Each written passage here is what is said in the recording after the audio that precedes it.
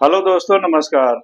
दोस्तों, क्या है परसिमन जिसकी वजह से दक्षिण भारत के राज्य संगठित होकर केंद्र सरकार यानी मोदी सरकार को घेर रहे हैं? उनकी मांग क्या है? क्या वो मांग संविधान संगत है? क्या उनकी मांग मोदी सरकार मानेगी? अगर नहीं मानी तो क्या समीकरण बनेगा? इसी पर आज चर्चा करते हैं।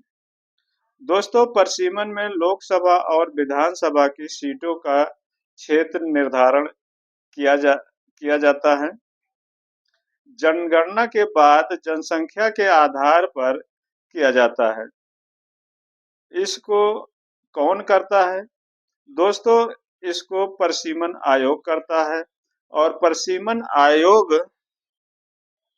कौन होता है और इसे कौन गठित करता है? दोस्तों, इसका गठन सीधे राष्ट्रपति द्वारा किया जाता है। ये आयोग समय अनुसार किया जाता है। जब भी परसिमन करना होता है तभी इस आयोग का गठन किया जाता है। वो भी सीधे राष्ट्रपति द्वारा किया जाता है। इसमें जो अध्यक्ष होता है इस परसिमन आयोग का, वो सुप्रीम कोर्ट का रिटायर्ड जज होता है। और इसके जो सदस्य होते हैं वो मुख्य चुनाव आयोग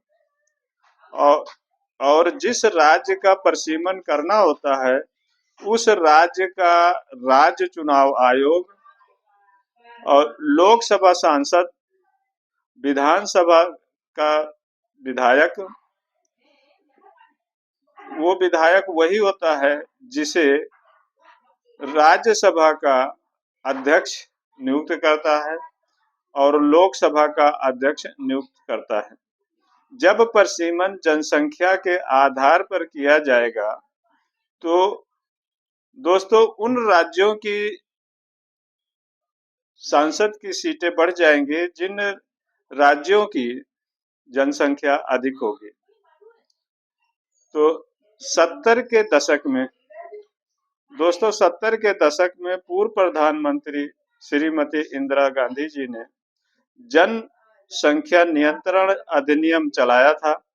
उस समय दक्षिण भारत के राज्यों ने इसे गंभीरता से लिया और अपने राज्यों की जनसंख्या कंट्रोल किया। लेकिन उत्तर भारत के राज्यों ने जनसंख्या कंट्रोल नहीं कर पाए। इसका प्रभाव ये पड़ा कि जिन राज्यों की जनसंख्या कंट्रोल हुई है वहां की सांसद की सीटें कम हो जाएंगी, और जिन राज्यों ने जनसंख्या कंट्रोल नहीं किया और वहां की जनसंख्या ज्यादा हुई है वहां की सांसद की सीटें बढ़ जाएंगी। दोस्तों, इसीलिए तमिलनाडु के सीएम श्री M.K. स्टालिन ने केंद्र सरकार के खिलाफ मोर्चा खोल दिया है। वो अकेले नहीं हैं, उनके साथ 8 राज्य उनका सहयोग कर रहे हैं। उन राज्यों का नाम है तमिलनाडु, केरला, कर्नाटका, तमिलनाडु, तेलंगाना, उड़ीसा, वेस्ट बंगाल और पंजाब। आंध्र प्रदेश के मुख्यमंत्री तो वहां नहीं आए थे क्योंकि वहां के मुख्यमंत्री श्री चंद्रबाबू नायडू जी हैं, जो भारतीय जनता पार्टी का सहयोग कर रहे हैं। उनके सहयोग से भारतीय जनता पार्टी की सरकार चल रही है। वो तो नहीं आए। बाकी राज्यों के सीएम वहां पर पहुंचे थे। यहाँ तक कि पंजाब के भी सीएम श्री भगवंत मान जी भी वहां पहुंचे थे। ये मीटिंग 22 मार्च को की गई है और इस मीटिंग में ज्वाइंट एक्शन कमेटी भी बनाई गई है, जिसका कार्य है कि परसिमन के खिलाफ केंद्र सरकार से या केंद्र सरकार पर कैसे प्रेशर डाला जाए कि परसिमन को 30 साल के लिए रोक दिया जाए। और उत्तरी भारत के, अब रोका क्यों जाए? ताकि उत्तरी भारत के राज्यों की जनसंख्या नियंत्रण करवाया जाए, जिससे कि पूरे देश की जनसंख्या एक समान हो सके। इस मसले पर अमित शाह जी ने आश्वासन दिया है कि किसी भी राज्य की सीटें कम नहीं होंगी, लेकिन यहाँ पर सीटें कम होने की बात नहीं है। उनका केंद्र सरकार पर जो प्रतिनिधित्व है उसका परसेंटेज कम हो जाएगा। वो परसेंटेज किस तरह कम होगा, एक उदाहरण देकर हम आपको समझाते हैं।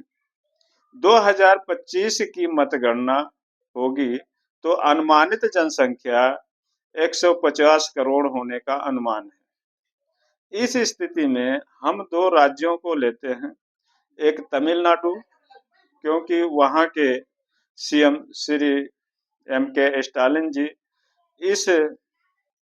इस कमेटी की अगुवाई कर रहे हैं, इसलिए हम तमिलनाडु को लेते हैं। दूसरा राज्य लेते हैं बिहार। दोस्तों, तमिलनाडु की संसद की सीटें 39 हैं और बिहार की सीटें मौके पर 40 हैं। अगर जनसंख्या 25 की जनसंख्या के बाद दोनों की सीटों में जो बढ़ोतरी होगी वो होगी, बिहार में 70 सीटें बन जाएंगी और तमिलनाडु की सीटें बनेंगी 45।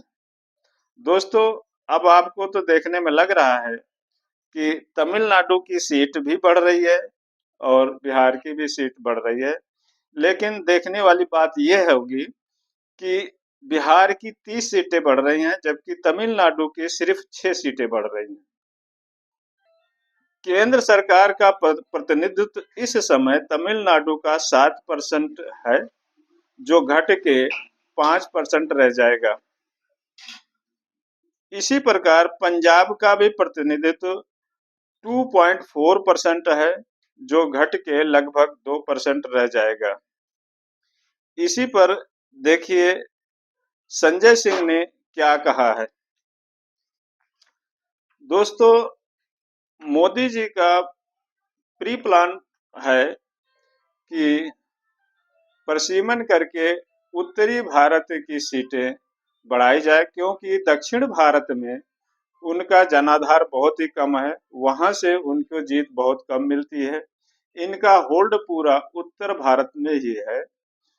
इसी तरह जैसे यूपी हो गया, यूपी की सीटें लगभग 140 हो जाएंगी, जो कि अभी तक मौके पर 80 हैं। मध्य प्रदेश की भी सीटें बढ़ जाएंगी। कुल मिला के मोदी सरकार को उत्तरी भारत की सीटें बढ़ने से काफी फायदा है, इसीलिए उन्होंने कोरोना काल में ही नया संसद भवन का निर्माण कराया, जिसमें 888 सीटें उन्होंने बनवाई है। अब आपको फैसला करना है कि परिसीमन से कितना उत्तरी भारत को फायदा है और कितना लॉस दक्षिणी भारत को है। फिर मिलते हैं अगले वीडियो में। जय हिंद।